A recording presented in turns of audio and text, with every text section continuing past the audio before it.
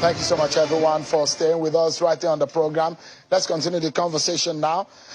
You know what is happening in Adamawa State in respect of the governorship election there. It is the poll is hanging because it's not concluded. INEC has said that election has been declared inconclusive. And now joining me, perhaps you watch on the sister program on today's on Channels Television earlier, the governor of Adamawa State and the PDP candidate, Ahmadu Fintiri. I'm now being joined by the APC governorship candidate in Adamawa State, Ms. Aishatu Ahmed, popularly called Aishatu Binani. Thank you so much indeed for coming tonight. You want to use the pen? Thank you. Yeah, I appreciate it. So, I mean, if you did not watch what the governor said earlier and the PDP candidate, what is your own position on the inconclusiveness of that election? Well, thank you very much. Good evening. And my position is that the INEC REC did very well by saying it's an inconclusive, declaring the result inconclusive. And my reasons are simple. The election, whoever sees or monitored the election of Adamawa State knows that the election was marred with violence, rigging, overvoting, and all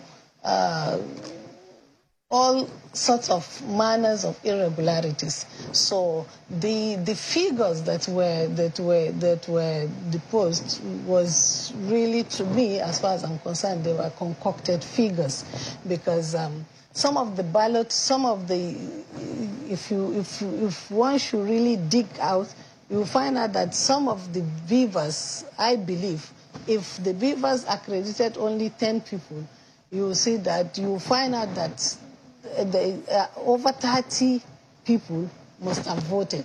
So that is part of irregularities. So the only way for the REC to come out clean is to declare that result inconclusive, because the commission have the powers that within 7 days to look at it, to review the declaration and return to review the declaration where the commission feels that the declaration was not made the declaration was made under duress, or where it is not made in compliance with the laws and regulations. You understand the reason why INEC declared it inconclusive? Because of the votes in that area and the margin of vote between you and the PDP candidate. Yeah. But you know the position of the PDP candidate. He said the REC was misled, and in fact the REC is inexperienced. But you have said that the REC did very well. Yes, the REC did very well. He will say that the REC was misled because he wanted to be declared at all costs after rigging the election. What do you mean by rigging? Because it was a non-fact, like in one of the local government. He was practically saying, led his cabinet to go to that location, to go to that local government and force the returning officers, the EO and what have you, to come up with a concocted result and declare that result under duress. You have evidence of yes, the returning officers are there. In fact, they were held hostage. They were held hostage to do that, and they had to run for their dear life. They had to run to a nearby police station, and they were there throughout the night.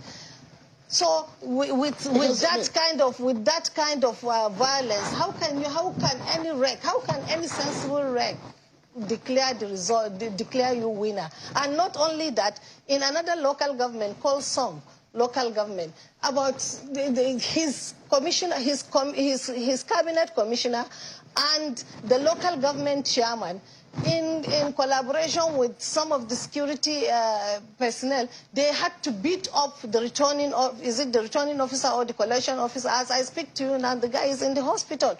And they did what they wanted. They did all they desired to do. So the election virtually, that is just 2 local governments. If you take Michika, Madagali, if you look at the return of the votes this time around, it has never happened. So, madam, I mean, if the election was declared inconclusive, it means that there will be a supplementary election. Yes. The governor says, I mean, and with the figures that have been released, it says he's way ahead of you, yeah. and the margin is wide. Yeah.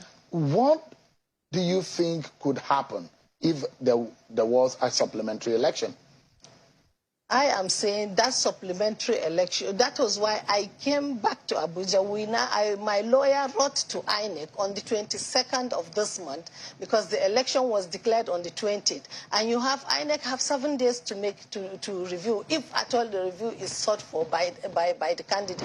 So I wrote in a letter, my legal personnel put in a request that we need a review of about 16 local governments. So you don't want to go to the field? You don't want to go back to the election? Until after the review is done. So you until want after the review is carried out. How many local governments? 16, because I am sure of that once this review is carried out, they will come out with those concocted figures by the governor and his alliance that make up that 400 and something. I believe they are concocted figures, and these figures, after the review, it will certainly come down. You don't think that the election was free and fair? It wasn't. No, he came up with all manners of rigging. What about the figures you got? You don't think that those figures were correct?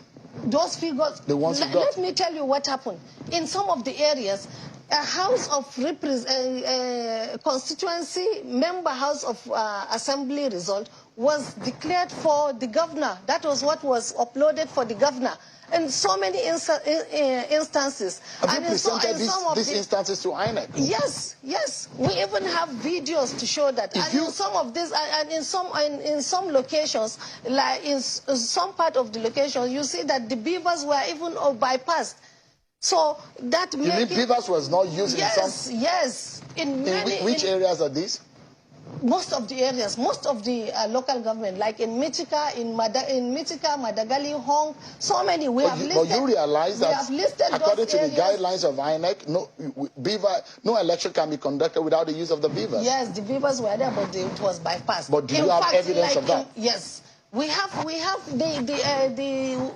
agents were there. In fact, some of the locations, no, the INEC ad hoc staff were not even there, because the violence to which the governor has masterminded and wanted to unleash people on, so people had to run for their life. So let me ask you, madam, should you go to the field for a supplementary election?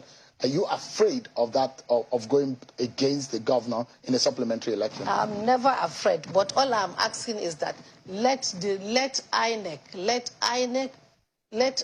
Independent National Electoral Commission please conduct a review on this said local government, so that it will bring out the real figures for all the candidates. That's just all I'm asking. And as soon as that is done, we will be home and dry, and then we will be confident to go back to the field. That's just I'm asking. You are running, you want to be governor.